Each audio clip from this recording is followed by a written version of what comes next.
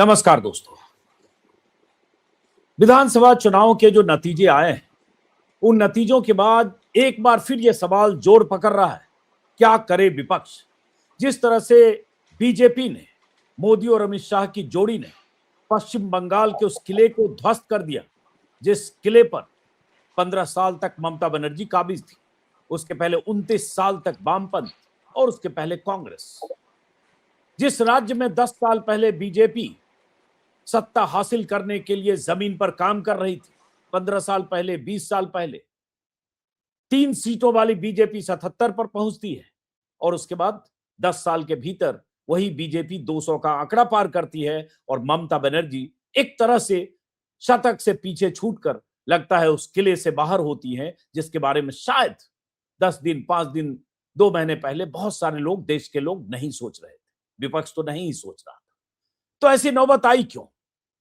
और सिर्फ पश्चिम बंगाल ही नहीं, असम में कांग्रेस की बुरी गत, कांग्रेस के सबसे बड़े चेहरे गौरव गोगोई हार गए, ममता बनर्जी खुद हार गई शुभेंदु अधिकारी से।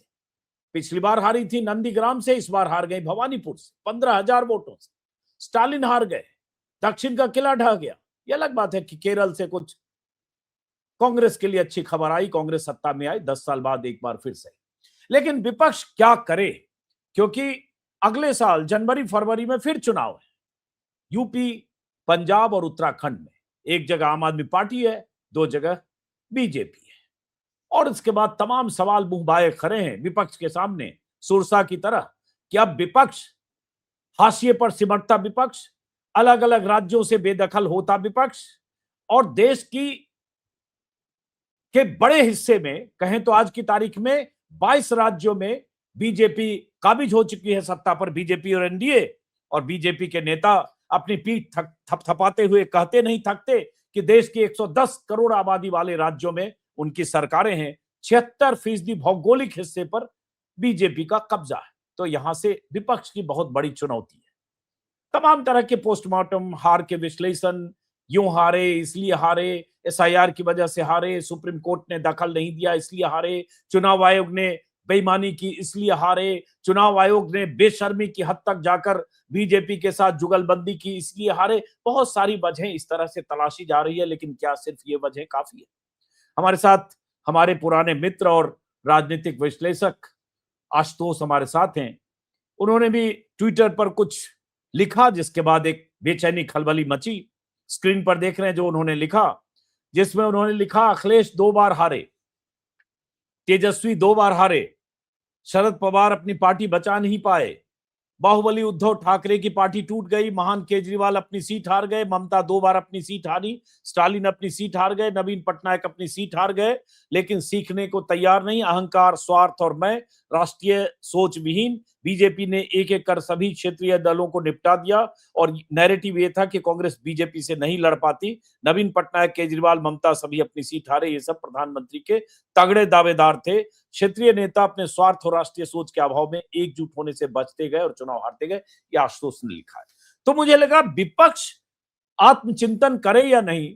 एक राजनीतिक विश्लेषक अगर इस तरह से लिख रहे हैं तो उसकी वजह क्या है, उसको समझने की कोशिश करते हैं। लेकिन आशुतोष जी, जब आपने लिखा उसके बाद तुरंत सौरभ भारद्वाज, जो आम आदमी पार्टी के नेता है, मंत्री रहे, उन्होंने एक चिपकाया कि आपने इसमें राहुल गांधी का नाम नहीं लिखा, जो राहुल गांधी की शिकस्त हुई। पिछली बार अमेठी से हारे, इस बार रायबरेली चले गए, उसके बाद फिर वो वायनाड गए।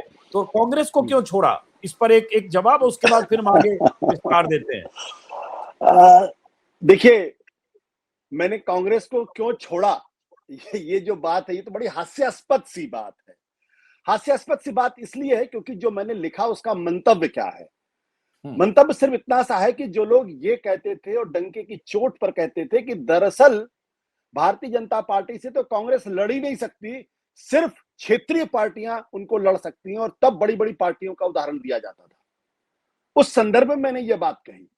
और जहां तक मुझे किसी आम आदमी पार्टी के आदमी से सर्टिफिकेट की जरूरत तो कम से कम नहीं है। उनके नेता नई दिल्ली में अपनी सीट हार गए और वो भी 25,000 के आसपास की वोटों से वो हारे। तो खैर, मैं आम आदमी पार्टी पर टिप्पणी करना मेरे लिए उचित नहीं होगा, लेकिन मैं एक बात ये कहना चाहता हूं कि ये वक्त तमाम राजनीतिक पार्टियों को, क्षेत्रीय पार्टियों को विशेष तौर पर, मैं फिर इस बात दोहरा रहा हूं, ये संकट कांग्रेस पर उतना बड़ा संकट नहीं है, ये सबसे बड़ा संकट क्षेत्रीय पार्टियों के ऊपर है। क्यों है? इसलिए क्योंकि भारतीय जनता पार्टी की और आरएसएस की जो विचारधारा है, उस विचारधारा में क्षेत्रीय पार्टियों के लिए कोई जगह नहीं है।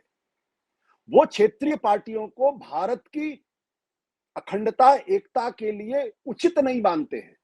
जब मैं ये बात कहता हूं तो हमारे बहुत सारे क्षेत्रीय दलों के लोग उछल जाते हैं, कुछ तमाम लिबरल एक्सपर्ट, लेफ्ट एक्सपर्ट तो मुझे गालियां देना शुरू कर देते हैं।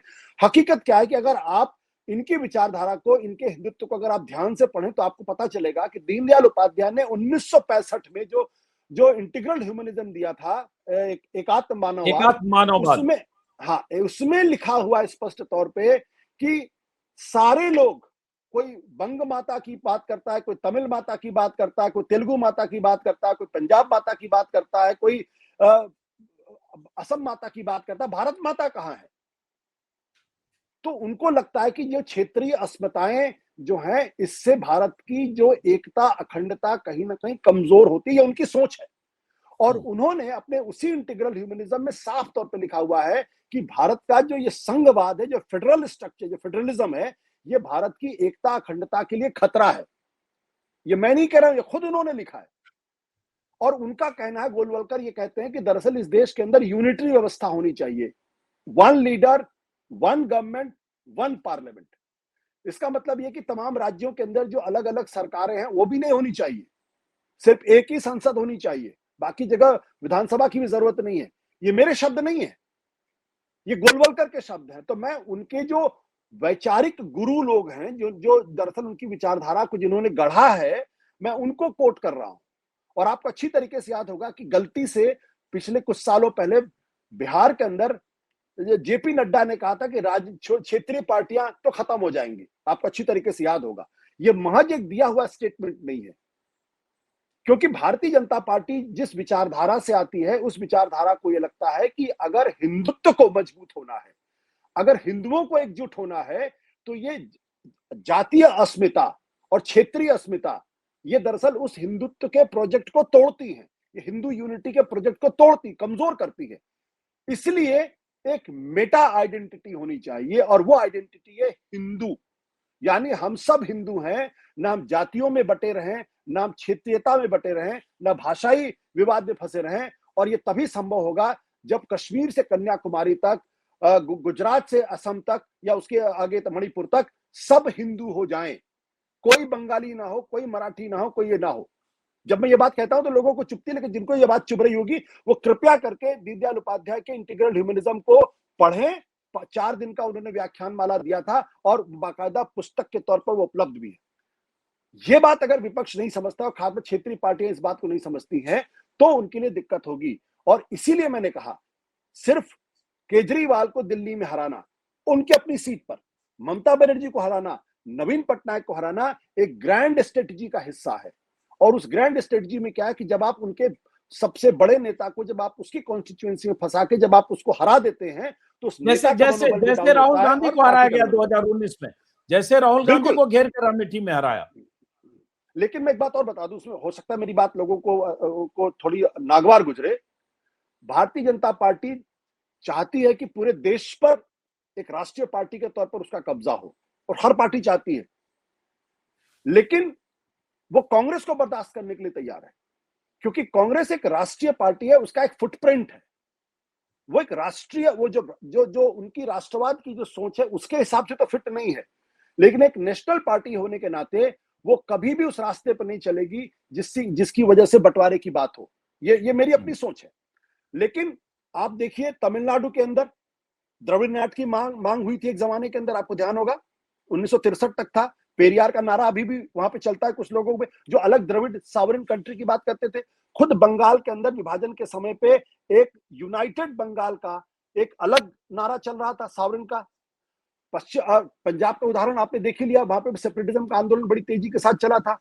और जब आजादी की लड़ाई में पाकिस्तान की बात हो रही थी, उस वक्त भी जो सिखों के बड़े नेता थे, उनका कहना था कि अगर धर्म के नाम पे अगर पाकिस्तान बनेगा तो फिर धर्म के नाम पे सिखों का भी अलग स्थान होना चाहिए। ये सारी जो सोच है, इस सोच से भारतीय जनता पार्टी को लगता है, या उनकी जो जो उनके वैचारिक गुरु हैं, उन लोगों को लगता है कि क्षेत्रीय पार्टियों को जितना कमजोर किया जा सके कमजोर किया जाना चाहिए, और उसी दिशा में वो आगे बढ़ रहे हैं। इसलिए क्षेत्रीय पार्टियों को कतई इस मुगालते में नहीं रहना चाहिए कि भारतीय जनता पार्टी जो है उनकी शुभचिंतक है। अब सवाल ये उठता है आशुतोष जी, ओवरऑल हम बात करने से पहले, जैसे पश्चिम बंगाल के जो नतीजे आए, वैसे पहले दर्शकों को ये भी बता दो, राहुल गांधी ने एक ट्वीट किया है कुछ देर पहले कि कांग्रेस के कुछ लोग और अन्य भी तृणमूल टीएमसी की हार पर खुशी जता रहे हैं। उन्हें साफ साफ समझनी चाहिए कि असम और बंगाल के जनादेश की कथित चोरी बीजेपी के लिए भारतीय लोकतंत्र को खत्म करने के अपने मिशन में एक बड़ा कदम है। छोटी मोटी राजनीति को किनारे रखिए, किसी एक पार्टी की बात नहीं।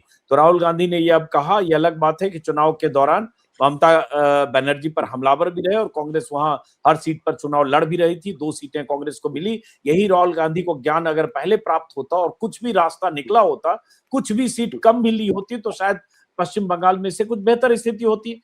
आशुतोष जी, अब बंगाल पर जरा यहां से शुरू करते हैं।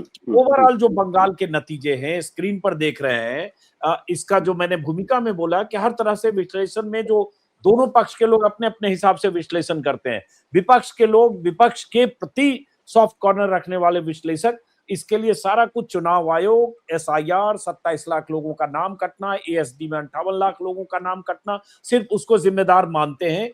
क्या यही सिर्फ वजह है कि ये नतीजे पश्चिम बंगाल में आए? क्योंकि 27 लाख लोगों के नाम कटे, वोट का गैप बीजेपी को टीएमसी से बहुत ज्यादा है और टीएमसी का वोट शेयर देख लीजिए, लगभग 5% का फासला है। आप कैसे देखते हैं? देखिए, मैंने एक वीडियो देखा था, मैं किसी का नाम ले रहा हूं। उसमें कहा गया था कि पश्चिम बंगाल के अंदर ममता की सुनामी चल रही है। मतलब आप पत्रकार हैं, आप एक्सपर्ट हैं, आप ऐसे शब्दों का इस्तेमाल कर रहे हैं, और उसके बाद वहां पे अगर ममता बनर्जी 81 सीटें मिली, इसका मतलब क्या कि हमारी सोच में प्रॉब्लम है। और जब मैं ये बात कह रहा हूं सोच की प्रॉब्लम, मैं इस चुनाव के दौरान तमाम चैनल पे जाके मैंने स्पष्ट तौर पे कहा, और अपने सत्य हिंदी के प्लेटफॉर्म पे भी मैंने कहा कि पश्चिम बंगाल भारतीय जनता पार्टी के लिए एक प्रयोगशाला है, और इसमें जो प्रयोग वो कर रही है, अगर उसमें कामयाब हो जाएगी तो आने वाले दिनों में इसकी जो गूंज है वो लंबे समय तक सुनाई पड़ेगी, और ये देश के लिए हितकारी बात नहीं हुई। ये मैंने एक बार नहीं, कई बार इस बारे में कहा। और जब मैं कह रहा था प्रयोगशाला है, तो मैंने साफ तौर पर गिनाया कि क्यों मैं ये कह रहा हूं कि ये प्रयोगशाला है। क्योंकि जब इस चुनाव की शुरुआत हुई, तो आप वहां करीब 2,40,000। हाँ, 2,40,000 के आसपास आप सीआरपीएफ के जवानों को वहां नियुक्त किया, और 2,450 टुकड़ियां वहां पे लगाई आपने। फिर उसके साथ साथ आपने चीफ सेक्रेटरी को तबादला किया, डीजीपी को तबादला किया, होम सेक्रेटरी को तबादला किया, और साथ साथ तकरीबन 450 जो वरिष्ठ अधिकारी थे, पुलिस के अधिकारी थे, सेना के और जो पुलिस के दूसरे अधिकारी थे, उनका तबादला आपने किया। और कुछ इलाकों में चुन चुन कर आपने अपने विचारधारा के समर्थक अधिकारियों को नियुक्त करने की कोशिश, को नियुक्त भी किया उसमें। ऑब्जर्वर भेजा। हाँ। इसकी ऑब्जर्वर भेजा, और ऑब्जर्वर का काम सिर्फ इतना होता है कि वो रिपोर्ट देता है। ऑब्जर्वर खुलेआम होकर बाद धमकी नहीं देता किसी को, वो काम एसपी डीएसपी का वहां संभालते हैं, कोई कार्रवाई नहीं उसके ऊपर। चुनाव के ठीक पहले 27 लाख लोगों के वोट काट दिए गए, और ये जो 27 लाख लोगों के काट दिए गए, ये एक क्राइम है। मैं मानता हूं ये क्राइम है, क्योंकि लोकतंत्र के अंदर अगर एक भी आदमी का वोटिंग राइट्स अगर सीज होता है तो वो गलत है। यहां 27 लाख लोगों के वोट काट दिए गए, और क्यों काटे गए? जबकि आपने अपना खुद नियम बनाया था कि 2002 में जिनके नाम उस वोटर लिस्ट में होंगे उनको किसी तरीके के डॉक्यूमेंट देने की जरूरत नहीं होगी, वो स्वाभाविक तौर पर वोटर मान लिए जाएंगे। इस पर सुप्रीम कोर्ट ने भी टिप्पणी की है। जस्टिस जयमाला बागची ने साफ तौर पे इस बारे में कहा है कि आपने तो अपना ही नियम बदल दिया। बिहार के अंदर आप कुछ कह रहे थे, यहां आप कुछ और बातें कर रहे हैं। क्या यह महज एक इत्तेफाक था? 27 लाख लोगों के वोट कट गए और उसमें कहीं कोई चू नहीं हुई। सुप्रीम कोर्ट तक ने उस पर किसी तरीके की टिप्पणी नहीं की। सुप्रीम कोर्ट को तो कम से कम जो वोटर के राइट्स का जब कॉन्स्टिट्यूशन का वायलेशन हो रहा था तो उसको प्रोटेक्शन देनी चाहिए, तो सुप्रीम कोर्ट से भी प्रोटेक्शन नहीं मिली। सुप्रीम कोर्ट ने एक ऐसी टिप्पणी की है जो भारत के इतिहास में लंबे समय तक याद किया जाएगा कि अगर आप इस बार वोट नहीं देंगे, अगली बार वोट दे देंगे। हाँ, तो उसका मतलब यह कि एक समय ऐसा भी आ सकता है जब सुप्रीम कोर्ट ये भी कह सकता है, अरे इस बार चुनाव नहीं हुए तो क्या 5 साल बाद दोबारा चुनाव करा लेंगे। इसका तो अर्थ यही हुआ कि 27 लाख लोगों को जो सुप्रीम कोर्ट से प्रोटेक्शन मिलना चाहिए वो प्रोटेक्शन नहीं मिला, और सुप्रीम कोर्ट अपने संवैधानिक कर्तव्यों के निर्वहन करने में असफल रहा। मैं साफ तौर पे कहता हूं इस बारे में। इसके अलावा जो आईपैक, जो ममता बनर्जी का जो पोल मैनेजमेंट कर रहा था, उसके डायरेक्टर को आप 1 हफ्ते पहले गिरफ्तार कर लेते हैं, और जिस दिन सेकेंड राउंड की वोटिंग खत्म होती है उसके अगले ही दिन उसको जमानत मिल जाती है, और वो भी पीएमएलए कानून के तहत, जिस पीएमएलए कानून के तहत लोगों को 1-1 साल 1.5 साल तक आसानी से जमानत नहीं मिलती। सिर्फ 2 शर्तों पे जमानत मिलती है कि अगर प्रोसिक्यूशन का वकील ये कह दे कि भाई हमें कोई आपत्ति नहीं, आप इनको जमानत दे दीजिए, या कोर्ट प्राइमा फेसाई ये मान ले कि दरअसल ये जो है ये निर्दोष है। पीएमएलए के कानून में 1 हफ्ते के अंदर आईपैक के डायरेक्टर को जमानत मिल जाती है। क्या ये महज इत्तेफाक है? अगर ये सब इत्तेफाक है तो फिर मुझे कुछ नहीं कहना इस बारे में। और फिर आप क्या कहते हैं, सुबह शाम को 6 बजे से लेकर अगले सुबह 6 बजे तक मोटरसाइकिल से कोई आदमी नहीं जा सकता। उस पर कलकत्ता हाईकोर्ट ने थैंकफुली उनको जबरदस्त तरीके से लताड़ लगाई। आप क्या करना चाहते हैं? आप लोगों की लिबर्टी को आप खत्म कर देना चाहते हैं पूरी तरीके से। फिर 7 लाख नए वोटर जुड़ गए। आप देखिए, जो ट्राइब्यूनल बनना था, दरअसल जिसको अपील करनी थी, उसका गठन नहीं होता है। तो ये फिर प्रधानमंत्री भारतीय जनता पार्टी अचानक संसद का सत्र बुला लेती है और उसमें वो महिला आरक्षण का बिल लेकर आती है, जानते हुए भी के पास नहीं होगा। बीच चुनाव के 1 हफ्ते पहले की बात यह है। और जब वो हार जाते हैं तो राष्ट्र के नाम संबोधन करके तमाम विपक्षी पार्टियों को महिला विरोधी साबित करने की कोशिश करते हैं। अब ये सारी चीजें जो है वो एक्सेप्शनल हैं, इसलिए मैंने कहा कि ये एक प्रयोगशाला है। अब मेरा कहना ये नहीं कि बिल्कुल इसी प्रयोगशाला की वजह से ममता बनर्जी हारी, लेकिन जब तक इस संदर्भ को नहीं समझेंगे तब तक हम पश्चिम बंगाल के चुनाव का आकलन नहीं कर पाएंगे। मुझसे बार बार पूछा जा रहा था कि आप बताइए क्या होगा पश्चिम बंगाल के अंदर।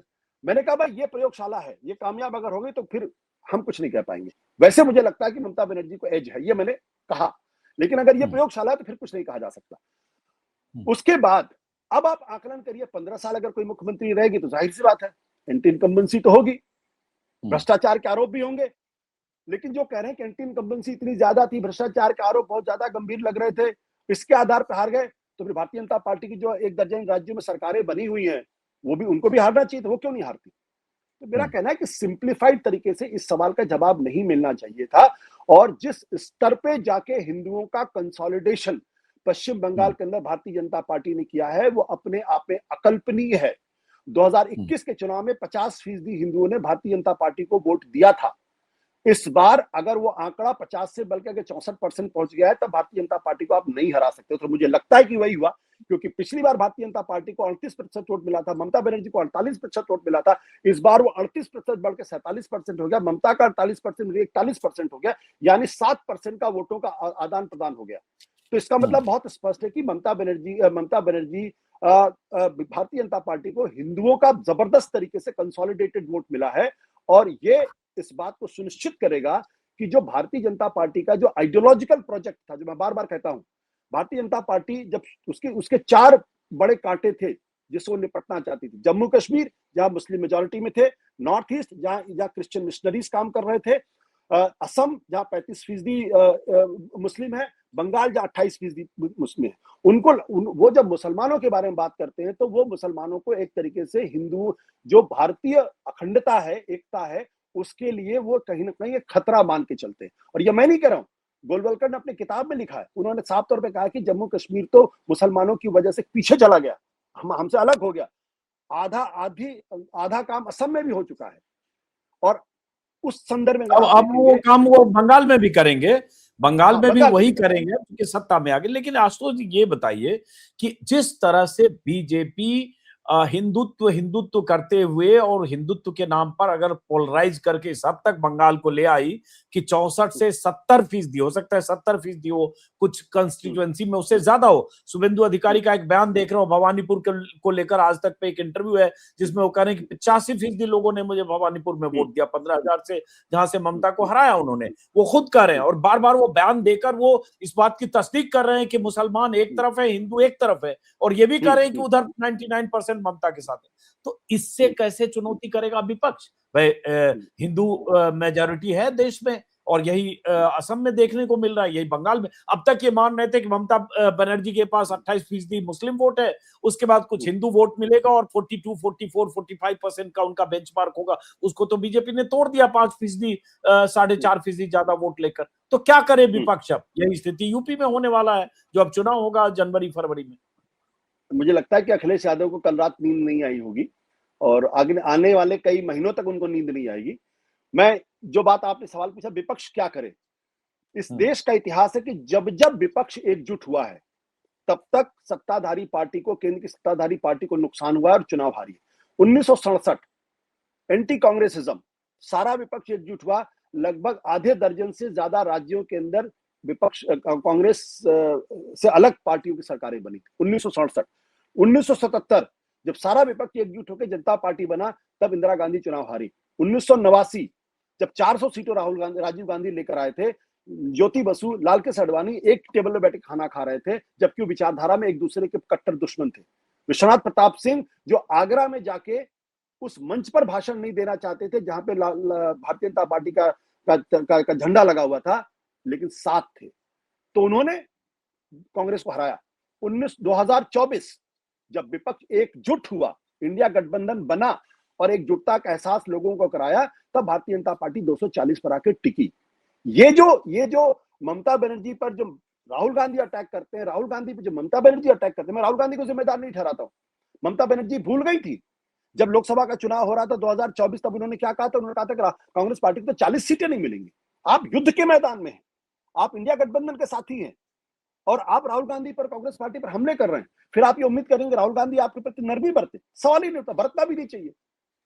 ऐसे तो एक तो सबसे बड़ी शर्त यह है कि सबको, अभी मैं आज ही पढ़ रहा था, हिरणमय नंदा जो समाजवादी पार्टी के वाइस प्रेसिडेंट है, किरण नंदा जिन्होंने कहा है कि उन्होंने पहले अखिलेश यादव को बता दिया था कि हार होने वाली है, इसलिए दूर रहे। और उन्होंने क्या बयान दिया है कि इससे ज्यादा भ्रष्ट सरकार हमने कहीं नहीं देखी। आप इंडिया गठबंधन के सदस्य और आप इस तरीके का बयान दे रहे हैं, तो मैं कहता हूं कि एकजुटता, और अगर इसी पश्चिम बंगाल के अंदर जिस दिन 27 लाख लोगों के वोट कटे, उस दिन कलकत्ता के अंदर सारे विपक्ष के तमाम बड़े नेता, शरद पवार, उद्धव ठाकरे, एम.के. स्टालिन, पिनराई विजयन, केजरीवाल, राहुल गांधी, खड़गे, उमर अब्दुल्ला, हेमंत सोरेन, सब पहुंच जाते कलकत्ता और वहां पे जाके धरने में बैठ जाते। आप देखिए उसका असर होता। उसके बाद वहां से निकल के वो दिल्ली में आके बैठते कि ये नहीं होने देंगे हम, 27 लाख वोटों को वोट कर दिया जाए। मैं ये नहीं मानता किसका कटा किसका नहीं कटा, लेकिन 27 लाख वोटों को, उनकी वोटिंग राइट से अगर दूर किया जाता है तो ये लोकतंत्र के खिलाफ है, ये भारत के संविधान के खिलाफ है। क्या विपक्ष ने ऐसा काम किया? नहीं किया। तो विपक्ष को, और उसी बंगाल के अंदर अगर लेफ्ट फ्रंट, कांग्रेस और ममता बनर्जी अगर एक साथ चुनाव लड़ते, एक आवाज में बात करते, एक तरीके से मुद्दे उठाते, तब आप भारतीय जनता पार्टी को हरा सकते थे, लेकिन आपने नहीं किया। तो पहली शर्त क्या है कि एकजुटता। दूसरी बात, जो तमाम क्षेत्रीय पार्टियां हैं, ये इसलिए भी नहीं लड़ सकती क्योंकि इनकी कोई विचारधारा नहीं है। ज्यादातर वो पार्टियां हैं जो दरअसल एंटी कांग्रेसिज्म से जन्मी हुई हैं, चाहे वो अखिलेश यादव की पार्टी हो, चाहे वो तेजस्वी यादव की पार्टी हो, चाहे ममता बनर्जी की पार्टी हो, चाहे शरद पवार की पार्टी हो, चाहे शिवसेना की पार्टी हो। ये सारी पॉलिटिकल पार्टी एंटी कांग्रेसिज्म से निकली हुई है। इनको अपने अंदर के एंटी कांग्रेसिज्म को खत्म करना पड़ेगा और ये समझना पड़ेगा कि आप जिस पार्टी से लड़ रहे हैं उसके अंदर एक किलर इंस्टिंक्ट है, उसका नाम है भारतीय जनता पार्टी। वो कोई भी कोना छोड़ती नहीं है।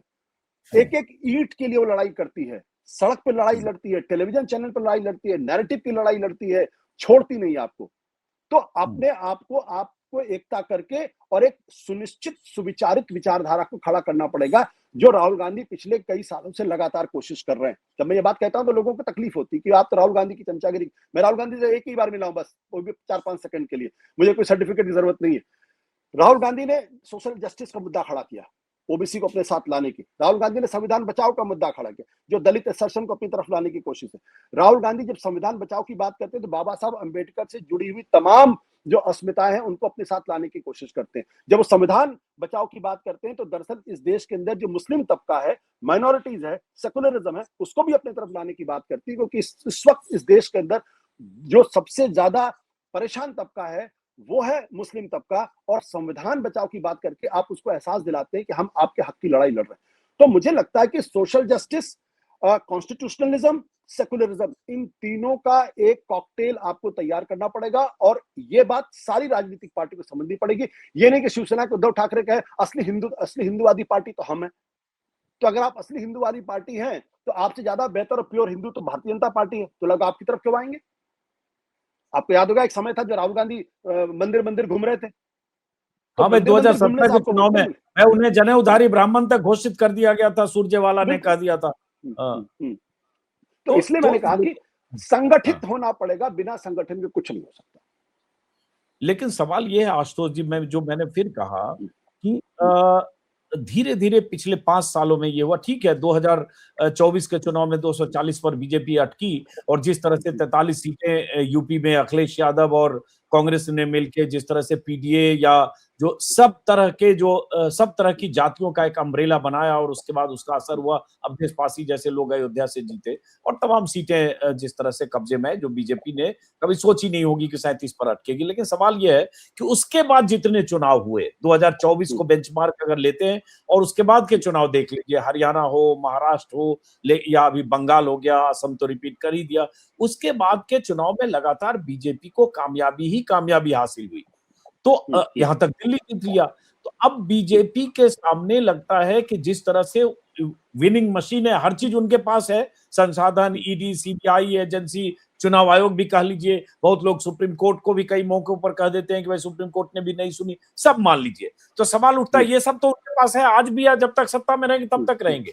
और उसके साथ एक हिंदुत्व का बहुत बड़ा उन्होंने एक कवच बना लिया है। वो कवच को कैसे तोड़े अपोजिशन, ये एक बहुत बड़ी चुनौती है, और उस चुनौती से डरता है अपोजिशन, इसलिए कई बार दाएं बाएं रास्ता तलाशता है, ना माया मिली ना राम की स्थिति हो जाती है। देखिए, वो उस कवच से डरने, हिंदुत्व के कवच से तो कम से कम भारतीय तो विपक्ष को डरने की जरूरत नहीं है। आपको याद होगा कि 2023 दिसंबर में मध्य प्रदेश, राजस्थान, छत्तीसगढ़ अनप्रेसिडेंटेड विक्ट्री थी। उसके बाद अयोध्या में भगवान राम मंदिर का इनॉग्रेशन हुआ, लोगों ने कहा अब तो 400 सीट भारतीय जनता पार्टी की पक्की हो गई। यही हुआ ना, कांग्रेस पार्टी के खाते सीज कर लिए गए, अरविंद केजरीवाल और हेमंत सोरेन को अरेस्ट कर लिया गया। माहौल ऐसा था जैसे लग रहा था कि विपक्ष तो लड़ ही नहीं सकता, लेकिन विपक्ष ने लड़ाई लड़ी क्योंकि एकजुट थे। और उस एकजुटता का असर यह दिखाई पड़ा कि अयोध्या के अंदर भारतीय जनता पार्टी चुनाव हार गई, जहां प्रधानमंत्री नरेंद्र मोदी अपनी जीत के लिए तरस गए। उनका 10 लाख वोट जीतने का टारगेट था, 1.5 लाख तो वो भी 1.5 लाख से जीते अजय राय से। वो भी तब जब वहां पे 3 दिन अमित शाह खुद जाके बैठे तब। उसके अलावा बनारस के आसपास के कम से कम 9 ऐसी सीटें थी जहां भारतीय जनता पार्टी चुनाव हार गई थी। उत्तर प्रदेश के अंदर जहां राम मंदिर है, जहां काशी विश्वनाथ है, और जहां कृष्ण जन्मभूमि है, जहां नरेंद्र मोदी है और योगी आदित्यनाथ, यानी हिंदुत्व के 5 बड़े स्तंभ, भारतीय जनता पार्टी वहां 33 सीटों पर सिमट गई। क्यों? 33। क्योंकि भारतीय जनता पार्टी को उत्तर प्रदेश के अंदर और महाराष्ट्र के अंदर एक आइडियोलॉजिकल चैलेंज दिया गया। उस आइडियोलॉजिकल चैलेंज का असर यह था कि जो दलित तबका जो बीजेपी की तरफ जा रहा था वो उनसे छिटका। और दोनों ही जगह आप देख लीजिए, महाराष्ट्र के अंदर और उत्तर प्रदेश, दोनों ही ये दलित असर्शन की जमीन है, दोनों ही बीजेपी को तगड़ा नुकसान हुआ। तो मेरा कहना है कि हिंदुत्व को चैलेंज किया जा सकता है, हिंदुत्व को हराया जा सकता है। अब भारतीय जनता पार्टी की समझदारी क्या है कि मैं भारतीय जनता पार्टी को बहुत ही मॉडर्न पार्टी मानता हूं। भारतीय जनता पार्टी को जब समझ में आ गया कि सिर्फ हिंदुत्व के बल पे आप चुनाव नहीं जीत सकते, तो उन्होंने अपनी रणनीति में जबरदस्त तरीके से बदलाव किया, और उसी के बाद से वोट चोरी के आरोप लगने शुरू हो गए। माइक्रो लेवल पे जो मैनेजमेंट के एक एक कॉन्स्टिट्यूएंसी को मैप करना, भारतीय जनता पार्टी के समर्थक कहां है, विपक्ष के समर्थक कहां है, उनके बीच में सेंध लगाना, उनके वोटों को कटवाना, दिल्ली के अंदर तो खुलेआम किया गया। दूसरे राज्यों से ट्रेनों में लाद के वोटर को ले आना, चाहे चंद हजार वोटर के लिए लाखों करोड़ों खर्च करना पड़े। लाखों करोड़। भाई राहुल गांधी ने जब ये कहा कि 25 लाख वोट चोरी हो गए कर्नाटक के अंदर, चुनाव आयोग ने कोई जवाब नहीं दिया। भारतीय जनता पार्टी लगातार उनको डिफेंड करती रही। मैं बार बार ये कहता रहा कि भाई अगर राहुल गांधी झूठ बोले, जांच कराइए, राहुल गांधी झूठ बोल रहे हैं तो उनको परमानेंटली उनको चुनाव से हिस्सा लेने से मना करा दिए। कभी बीजेपी ने इस चुनौती को स्वीकार नहीं किया। अब जब उन्होंने अपनी स्ट्रेटजी में बदलाव किया, फिर उन्होंने महिलाओं को अपनी तरफ अट्रैक्ट करने की कोशिश की। बिहार के चुनाव के कुछ दिन पहले 10,000 रुपए महिलाओं के खातों में डाले गए। महाराष्ट्र के अंदर आप देखिए, वहां भी उनके खातों में एक मुश्त पैसे गए। हरियाणा के अंदर भी इसी तरीके का किया गया। मध्य प्रदेश का मॉडल था। तो ये कहना कि हिंदुत्व का मुकाबला नहीं किया जा सकता, मैं इस बात को नहीं मानता हूं। लेकिन चलिए, भारतीय जनता पार्टी बहुत स्मार्ट पार्टी है। उसने अपनी रणनीति में जबरदस्त बदलाव किया, और जहां वो नहीं जीत सकती थी वहां भी वो जीती। तो इसके लिए उसको शादीवाद देना चाहिए था। लेकिन उसके लिए विपक्ष भी तो जिम्मेदार है ना। आप पुरानी रणनीति में थे, आप जीतने के बाद आपने सोच लिया कि अब तो हम तो जीतेंगे, हम तो महाराष्ट्र भी जीत गए, हरियाणा भी जीत गए, आप चुपचाप बैठे रहे। लेकिन जैसे आपने कहा ना कि 10,000 बिहार में दे दिया या झारखंड में दे दिया, महाराष्ट्र में दे दिया, यही सब लोग लीनियर टाइप से यही बात हो रही थी इतने दिनों से कि बस जो सरकार थी इनकम्बेंट उसने पैसा दिया और पैसा दिया उसका उसको प्रीमियम मिला और जीतकर सत्ता में आ गई। और यहाँ ममता बनर्जी भी 2021 से लक्ष्मी भंडार 1500 दे रही थी, बीजेपी ने 3,000 का वादा किया, लेकिन उसके पहले से भी रूपश्री कन्याश्री कई योजनाएं थी। बंगाल में तो वो नहीं चला क्योंकि अब एक नैरेटिव ये है जो बीजेपी की तरफ से ही सही कि मुस्लिम तुष्टीकरण की वजह से जो हिंदू, जो बंगला मानुस, जो उस तरह के लोग जो कम्युनल प्रवृत्ति के लोग नहीं थे, उन्हें भी बीजेपी ने किसी ढंग से अपने नैरेटिव में अपनी तरफ 15-20 लोगों को 20% लोगों को खींचने में बीजेपी कामयाब रही। यही नतीजा है कि मुस्लिम बहुल कुछ इलाकों में भी बीजेपी को जबरदस्त कामयाबी मिली। वो तो एक बड़ा सवाल होगा अभी यूपी के चुनाव में भी। अभी बिल्कुल बिल्कुल, मैं मेरे कहने का ये मतलब नहीं कि हिंदुत्व का कोई असर नहीं है। मैं ये कह रहा हूं कि हिंदुत्व को चुनौती दी जा सकती है और उसको हराया जा सकता है। 2024 का चुनाव इसका प्रबल उदाहरण है। अगर आप इस देश में देखिए, हिंदुत्व जो है वो एक Meta identity Bharatiya Janata party create करने की कोशिश कर, लेकिन इस मेटा आइडेंटिटी में भी जो दलित और पिछड़ा तबका है, जो सोशल जस्टिस की लड़ाई कर रहा है, उसको अगर आप धार दे दें, उसको अगर आप तेज कर दें, जो दलितों के मन में जो भाई चुनाव के दौरान प्रधानमंत्री नरेंद्र मोदी को कहना पड़ा ना, बाबा साहब अम्बेडकर भी आ जाए तब भी संविधान को नहीं बदल सकते, क्यों आपको कहने की जरूरत पड़ी? तो अगर सारा विपक्ष तय कर ले कि नहीं, हमको दलितों को अपनी तरफ लाना है और उनकी सोशल जस्टिस की लड़ाई को हमें मजबूत कराना, उनके रिजर्वेशन के अधिकार पर उनको किसी भी तरीके की कमजोरी नहीं करने देनी। आपको याद होगा यूजीसी का जो बिल आया था क्यों वापस लेना पड़ा? क्योंकि उससे अपर कास्ट भी नाराज हो रहा था और छोटी जातियों को भी नाराजगी उससे उठा ले गए तो नाराजगी हुई। ये जो कास्ट आइडेंटिटीज हैं, वो हिंदुत्व की आइडेंटिटी पैदा करना चाहते हैं। आप सोशल जस्टिस की लड़ाई को जितना तेज करेंगे, ओबीसी इस देश के अंदर 50% तो कम से कम है ही, उसके बाद 20-22% जो है वो दलित तबका है और ट्राइबल तबका, आदिवासी तबका भी है। तो अगर आप टारगेट तरीके से दलितों और पिछड़ों के लिए आप आंदोलन करिए, उनके हक की लड़ाई लड़िए और एक एक जिले में जाइए, एक एक गांव में जाइए और सारा विपक्ष एकजुटता का उदाहरण दे, मुझे इसमें कोई संदेह नहीं कि आप हिंदुत्व के प्रोजेक्ट को नहीं हरा सकते हैं, बशर्ते आपके अंदर वो किलर इंस्टिंक्ट हो। आपके अंदर किलर इंस्टिंक्ट है ही नहीं। बस जैसे आपने किलर इंस्टिंक्ट की बात की ना कि सारा विपक्ष गांव में जाइए या लड़िए, देखिए यूपी में चुनाव है अगले साल जनवरी फरवरी में, ठीक है, अभी से जोड़ेंगे तो 7 ही महीने काम करने लायक 7 महीने बच गए, 8 महीने मैक्सिमम मान लीजिए, और 75 जिले हैं यूपी में। और यूपी में जिस तरह से पॉलिटिक्स हो रही है 80-20 और जिस तरह के नारे बुलंद, काशी मथुरा, और ये थोड़ा लोकसभा के बाद, चुनाव के बाद भी स्थितियां हो सकता है बदली हो। सवाल उठता है विपक्ष इस इतने बड़े राज्य में लड़ने के लिए जो सड़क पर जिलों में दिखना चाहिए, या अब जब चुनाव में बहुत कम वक्त बच गया है तो दिखना चाहिए, वो दिख रहा है क्या? बीजेपी तो लगातार 365 डेज काम करती है, लेकिन अगर आप चुनाव के कुछ महीने पहले आएंगे चुनाव मैदान में लड़ने के लिए, चाहे रथ यात्रा लेकर निकले, चाहे बस यात्रा लेकर, चाहे पैदल यात्रा लेकर, चाहे कुछ भी करके, वो तब तक वो जमीन के नीचे बहुत काम कर चुकी होती है बीजेपी। बिल्कुल मैं आपकी बात से सहमत हूं। आपको याद होगा बाई इलेक्शन हो रहा था, बाई इलेक्शन के अंदर सबको मालूम था किस तरीके से सुरक्षा बलों को लगा के एक मुस्लिम तबके को वोट नहीं देने दिया गया, या जो समाजवादी पार्टी के समर्थक उनको वोट नहीं देने गया। अखिलेश यादव ने क्या किया वहां जाके? कुछ किया? जब तक, मैं साफ कह दूं, जितनी तस्वीरें आपके लगी, राहुल गांधी, ममता बनर्जी, उद्धव ठाकरे, अरविंद केजरीवाल, स्टालिन, तेजस्वी यादव, अखिलेश यादव, जब तक इनके सर नहीं फूटेंगे, जब तक इनकी हड्डियां नहीं टूटेंगी, तब तक आप बीजेपी को हराने का सपना भूल जाइए। सड़क पर उतरना पड़ेगा, एक एक आदमी को कांटेक्ट करना पड़ेगा। मैं अगर इनकी जगह पे होता तो मैं गाजियाबाद से गाजीपुर की अब तक 3 यात्राएं कर चुका होता, पैदल यात्रा करता, दलितों की बस्तियों में जाता, ओबीसी तबके के पास जाता, सबको ये भरोसा दिलाता कि आपकी लड़ाई मैं लड़ रहा हूं। ये जो भारतीय जनता पार्टी का जो हिंदुत्व है, जो आपको हिंदू बनाने की कोशिश की जा रही है, दरअसल ये एक ऐसी व्यवस्था है जिसमें आपका इस्तेमाल होगा और आपको कहीं कोई जगह नहीं मिलने वाली है। आपको ये नैरेटिव खड़ा करना पड़ेगा।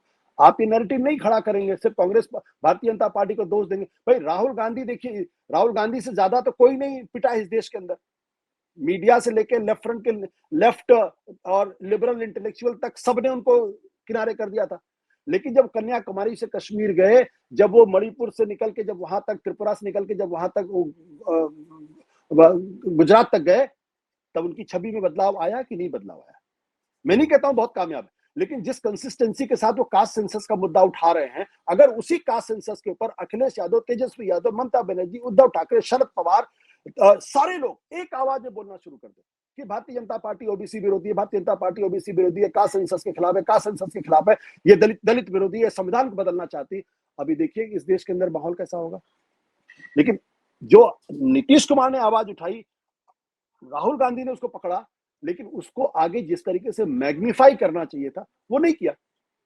केजरीवाल की दिक्कत सिर्फ इतनी सी है कि जैसे ही लोकसभा का चुनाव खत्म हुआ, अगले दिन प्रेस कॉन्फ्रेंस उन्होंने कर दिया, हमारी कांग्रेस से कोई गठबंधन नहीं होगा और मैं अकेला हूं जो है वो हम जो भारतीय जनता पार्टी को हरा सकते हैं। आप गुजरात में जाके चुनाव लड़ रहे हैं, उससे किसको फायदा होगा? आप गोवा में जाके चुनाव लड़ रहे हैं, किससे फायदा? हरियाणा में क्यों नहीं? हरियाणा में हरियाणा में क्यों नहीं राहुल गांधी और केजरीवाल एक साथ बैठ के तय करते कि हम एक दूसरे की मदद करेंगे? आप भी गुजरात में लड़िए, हम आपको मना नहीं करते हैं, लेकिन आप ये 40 सीटें लीजिए, हम ये साल लीजिए। हमारा एकमात्र मोटिव होना चाहिए भारतीय जनता पार्टी को सत्ता में आने से रोकना है, न कि हमें एक दूसरे के खिलाफ लड़ना है।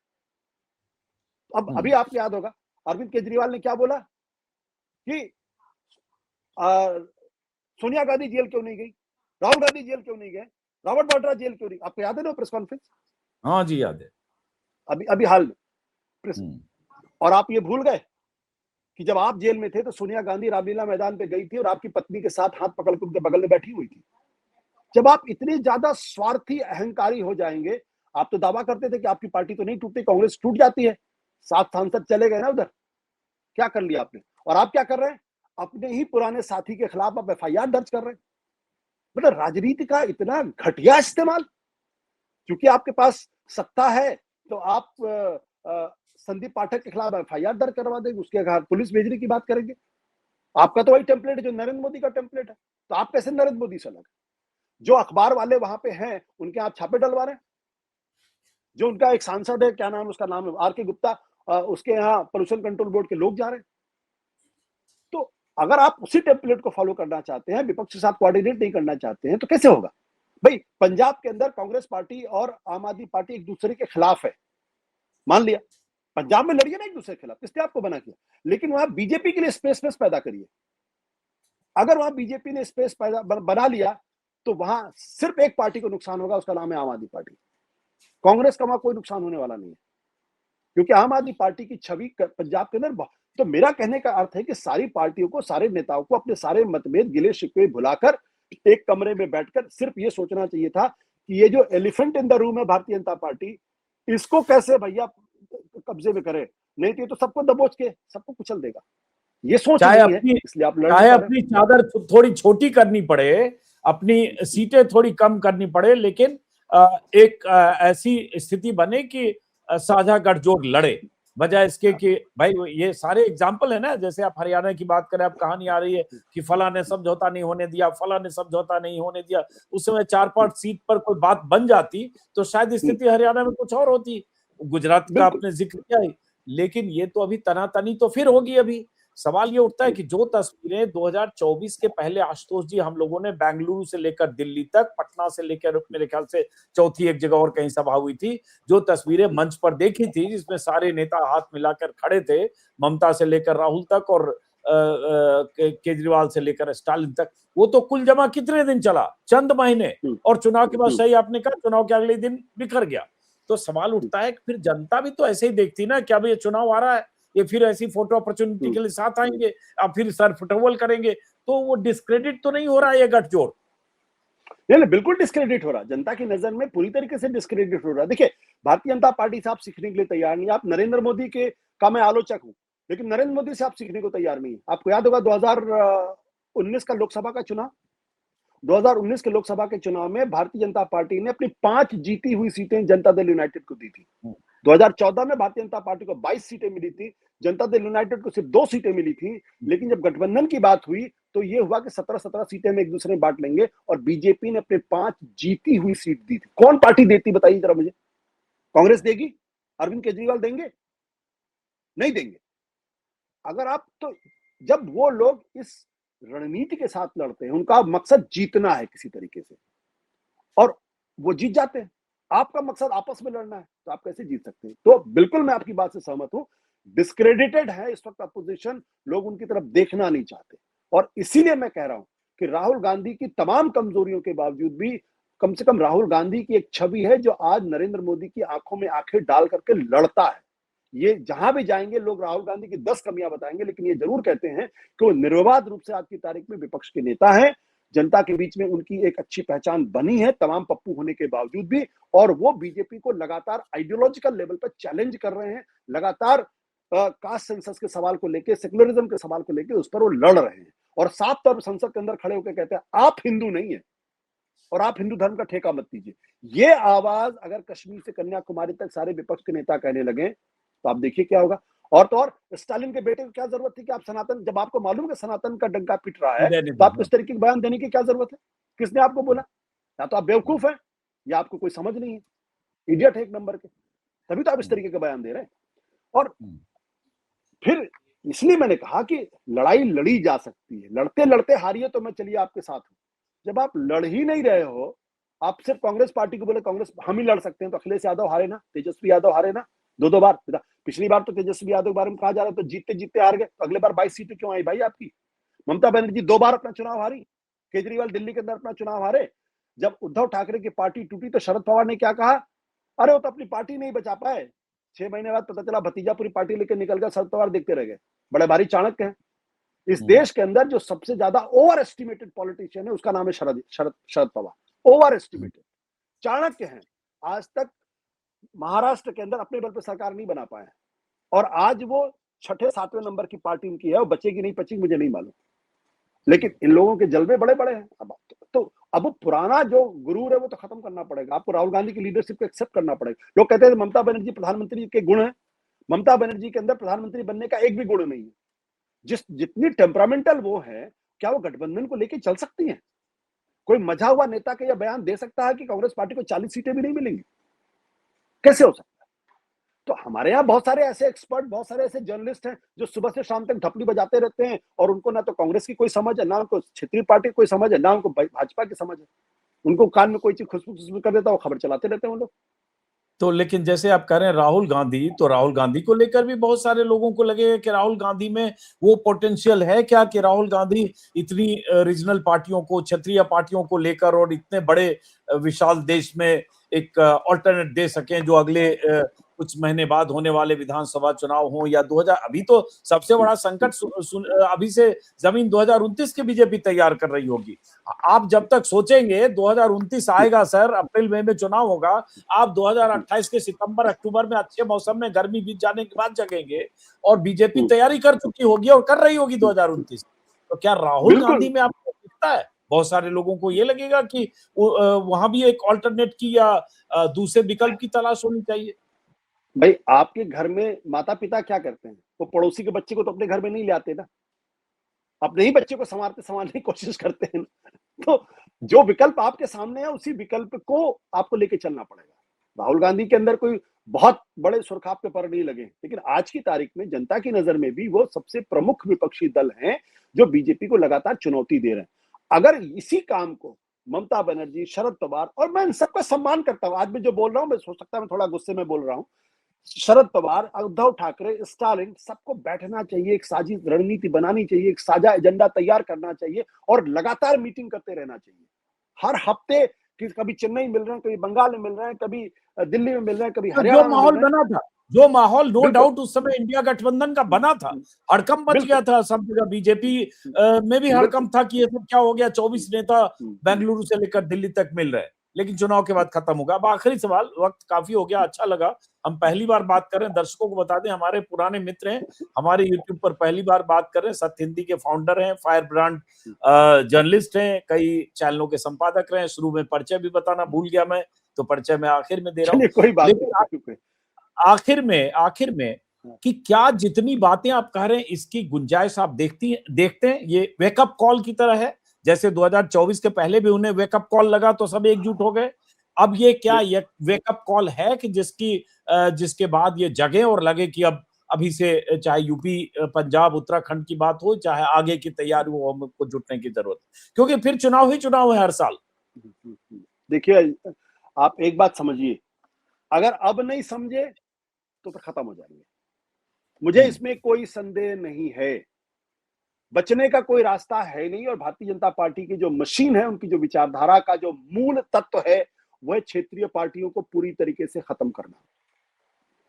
इसके अलावा कोई उनका मन में कोई विचार नहीं। वो ये चाहेंगे कांग्रेस जिंदा रहे, लेकिन वो कभी नहीं चाहेंगे कि क्षेत्रीय पार्टियां जिंदा रहे। इसलिए क्षेत्रीय पार्टियों को अगर जिंदा रहना है, क्षेत्रीय नेताओं को अगर जिंदा रहना है, तो उन्हें एक दूसरे से गिला शिकवे के बावजूद भी एकजुट होना पड़ेगा। एक स्ट्रक्चरल तैयारी करनी पड़ेगी।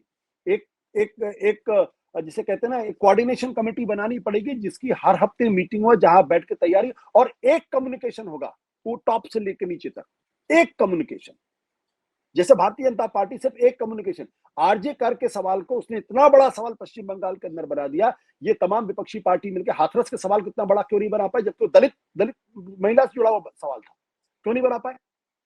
क्योंकि अखिलेश यादव कुछ बोलते हैं, कांग्रेस कुछ बोलती है, तेजस्वी कुछ बोलते हैं, स्टालिन की आवाज कुछ होती है, उद्धव ठाकरे कहीं कुछ और बात करते हैं। अगर एक चीज तय कर ले कि हमको इस मुद्दे पर यह नैरेटिव चलाना है,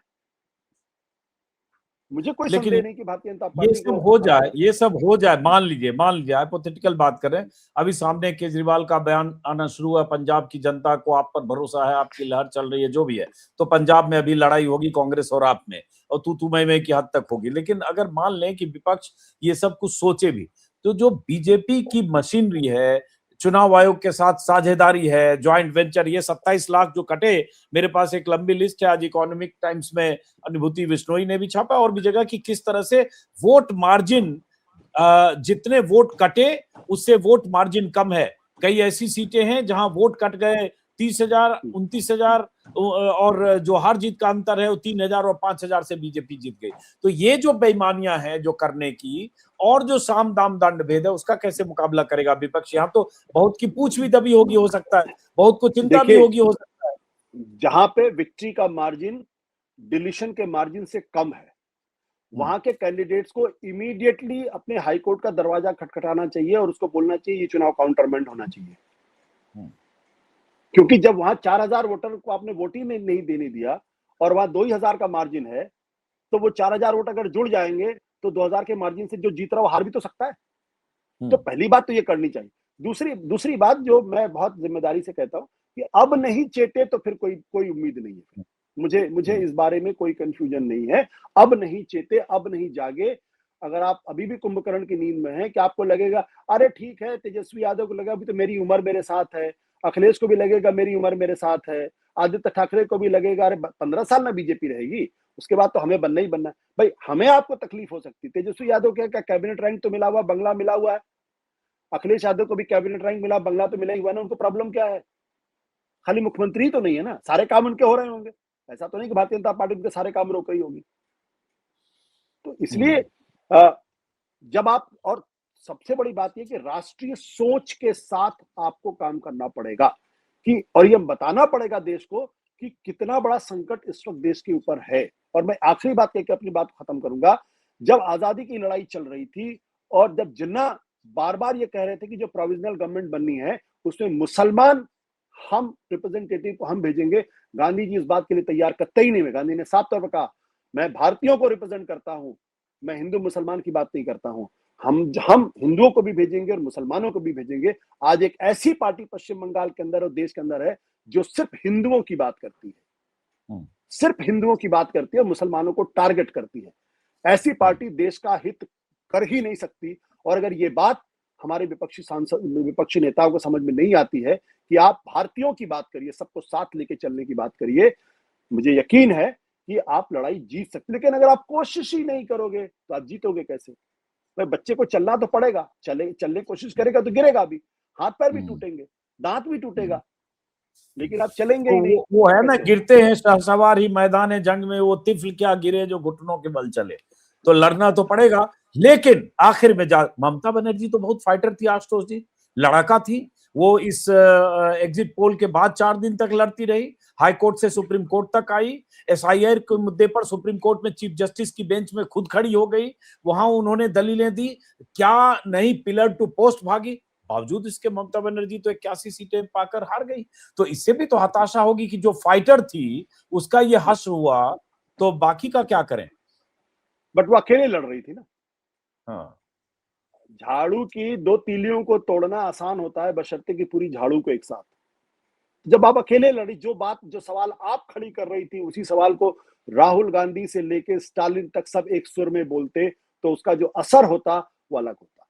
आपने बिल्कुल चलिए सही बहुत कहा। अच्छा। जब जब हाँ बेंगलोर के अंदर जब वो बैठक हुई थी विपक्षी हाँ पार्टियों की, तो आपको याद होगा उसी दिन हाँ। 38 नई पार्टियां बीजेपी के साथ खड़ी हो गई थी, जिनका कोई मैं वजूद तक उसी नहीं दिन था। वो चाचा भतीजा आए थे, पशुपति कुमार हाँ पारस और चिराग पासवान हाँ एक साथ हाँ उसी दिन आए थे दिल्ली में। हाँ। तो वो और क्यों उन था? उन दलों को पहली बार मोदी जी ने बुलाया था जिन्हें कई साल से जिनसे दर्शन नहीं जिन्हें दिए थे उन्होंने। सही बात है। हाँ बिल्कुल बिल्कुल। चलिए, तो बहुत बहुत थैंक यू शुक्रिया सर। आशुतोष जी। बीच बीच में हम लोग बातचीत करते रहेंगे, कुछ ज्ञानवर्धन आपके जरिए दर्शकों तक भी पहुंचाते रहेंगे। फिलहाल देखते हैं क्या होता है। ये आप जरूर है कि आपने मुझे उम्मीद है कि मेरी बातों से हमारे जो बहुत सारे लोग नाराज नहीं होंगे। अरे नाराज होंगे तो होंगे भाई, ये तो जो गलती है, जो चूक है, जो खामियां है, वो तो कहनी पड़ेगी ना। हमारा काम ना, हम किसी पार्टी के प्रवक्ता है ना, आप किसी पार्टी के कमिटेड वर्कर हैं, तो फिर क्या मतलब है। आलोचना का होना चाहिए, जो लगता है आलोचक को अपनी बात कहता है। फिलहाल बहुत बहुत शुक्रिया आशुतोष जी, नमस्कार। Thank you thank you thank you thank you thank you.